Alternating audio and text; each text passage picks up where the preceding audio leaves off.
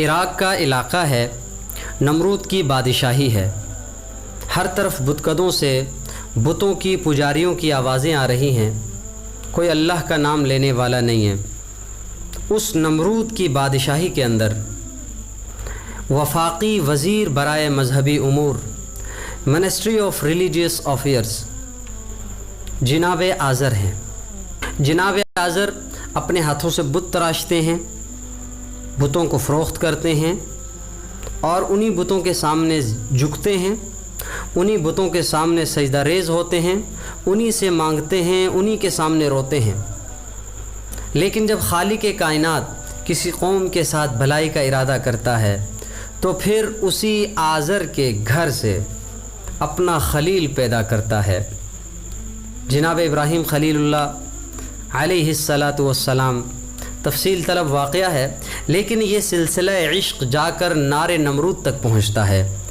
نار نمرود تک پہنچ کر جناب خلیل اللہ اپنے رب جلیل سے یا نار کونی بردا وسلاما علی ابراہیم، آگ میرے ابراہیم پر ٹھنڈی اور سلامتی والی ہو جا، یہ اعزاز، یہ سند لے کر جناب ابراہیم خلیل اللہ کے حکم کی تعمیل کرتے ہوئے عراق کو، دارالکفر کو چھوڑ کر شام کا رخت سفر باندھ لیتے ہیں۔ اس سفر کے دوران آپ کے ساتھ آپ کی اہلیہ محترمہ حضرت سارہ اور حضرت لوط علیہ السلام آپ کے ساتھ ہیں۔ اس سفر میں ایک اور واقعہ پیش آتا ہے، تفصیل طلب ہے لیکن موقع نہیں ہے، میں ٹو دی پوائنٹ کوشش کروں گا بات کروں۔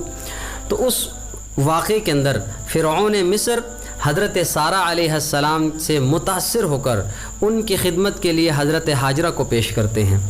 تو حضرت ہاجرہ بعد میں حضرت ابراہیم علیہ السلام سے بھی نکاح فرما لیتے ہیں اور اس کے بعد یہ سلسلہ شام تک پہنچتا ہے۔ اللہ رب العزت نے حضرت ابراہیم خلیل اللہ علیہ السلام کو شہر شام کی طرف اور حضرت لوط علیہ السلام کو شہر صدوم کی طرف، جہاں عالمی منڈی لگتی تھی اس وقت عالمی منڈی لگتی تھی، حضرت لوط علیہ السلام کو وہاں مبعوث فرمایا۔ شام پہنچ کر حضرت ابراہیم علیہ السلام ایک دعا فرماتے ہیں۔ 120 سال کی عمر ہے، آپ اندازہ فرمائیں، 120 سال کی عمر میں اللہ سے اولاد مانگ رہے ہیں۔ قرآن نے ان الفاظ میں ان کو یاد کیا، کہا رب حب لی من الصالحین، اے میرے پروردگار مجھے نیک صالح اولاد عطا فرما۔ اب اندازہ فرمائیں 120 سال کی عمر ہے مگر امیدوں کا سلسلہ ہے اور 120 سال کی عمر میں جناب ابراہیم خلیل کوئی ولی نہیں، کوئی پیر فقیر نہیں، کوئی مجدد نہیں، اللہ کا نبی، اللہ کا رسول اور اللہ کا خلیل، لیکن مانگ کس سے رہا ہے کہ اللہ سے، پیر سے نہیں، فقیر سے نہیں، کسی اور سے نہیں، بلکہ اللہ سے مانگ رہے ہیں، رب ہب لی من الصالحین، اللہ مجھے نیک صالح اولاد عطا فرما۔ اولاد تو ہوں لیکن صالح نہ ہوں تو والدین جوانی میں ہی بوڑھے ہو جاتے ہیں، تو فرمایا رب ہب لی من الصالحین، پروردگار مجھے نیک صالح اولاد عطا فرما۔ اللہ نے اپنے پیارے خلیل کی بات سنی، دعا قبول فرمائی، ارشاد ہوا فبشرناہ بغلام حلیم، ہم نے انہیں حلیم المزاج بیٹے کی خوشخبری سنا دی۔ حلیم المزاج، صبر والا، بردبار، حلیم المزاج۔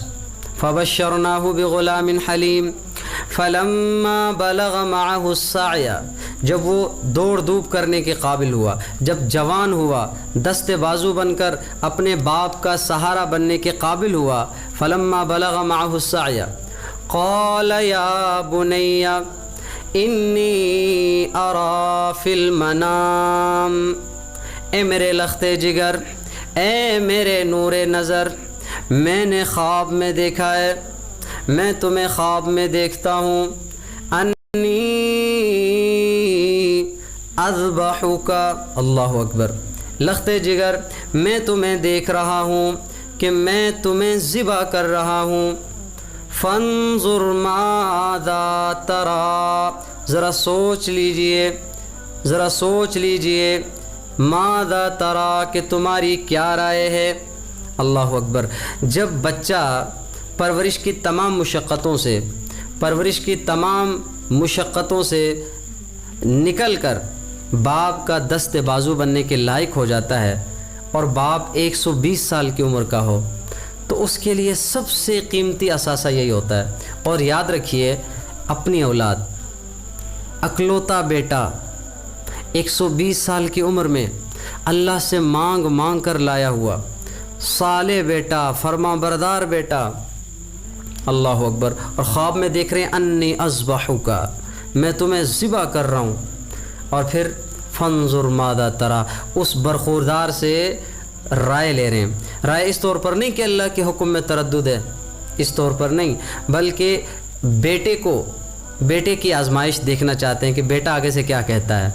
लेकिन बेटा भी तो खलील का है ना, बेटा भी खलील का बेटा है, उलुल आज़म पैगंबर का बेटा है।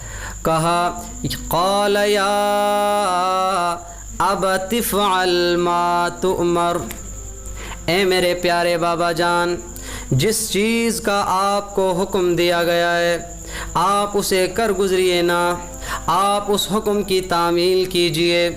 अल्लाह अकबर, ये इतना प्यारा जुमला है, या अबति, ए मेरे प्यारे बाबा जान।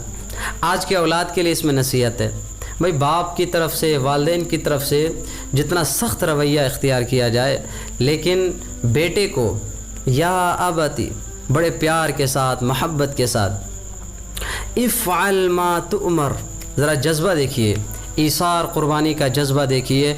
जैसे आर्डरनामा जारी हुआ, सोचने की नहीं, इफ़अल मा तुअमर। इमाम अलैहिस्सलाम को अभी नबूवत से सरफराज फरमाना है, तो बचपन की 13 साल की उम्र है, 13 साल की उम्र में इफ़अल मा तुअमर। मेरे प्यारे बाबा जान, अल्लाह जिस चीज़ का आपको हुक्म फरमा रहे हैं आप कर गुजरिए, तरद्दुद मत कीजिए। इंशाअल्लाहु मिनस साबिरीन। ए मेरे प्यारे बाबा जान, अनकरीब आप मुझे सब्र करने वालों में से पाएंगे।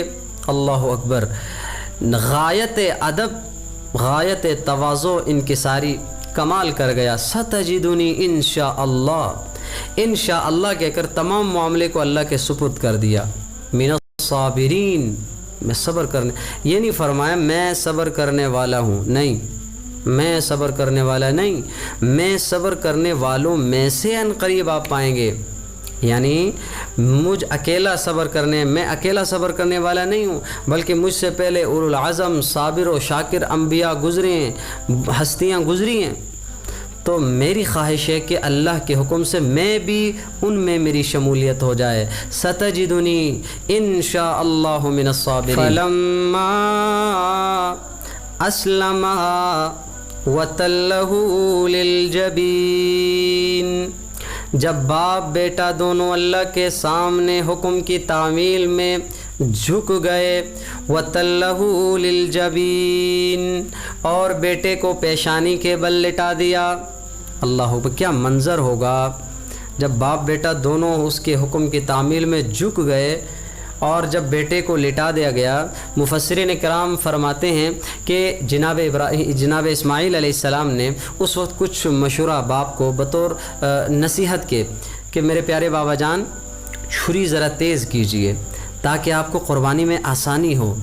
फिर फरमाया अपने कपड़े भी समेट लीजिए, मेरे कपड़े भी समेट लीजिए अच्छी तरीके से, कहीं मेरे तड़पने की वजह से, बशरी तकाज़ा, तड़पने की वजह से खून के छींटे आपके कपड़े पे ना पड़े। अपने कपड़े ज़रा समेट लीजिए और अपने चेहरे पर एक पट्टी बांध लीजिए ताकि आपके आँखों के सामने अपना लख्ते जिगर देखकर आप इस हुक्म से डगमगाए ना, इसलिए एक पट्टी बांध लीजिए। फलम्मा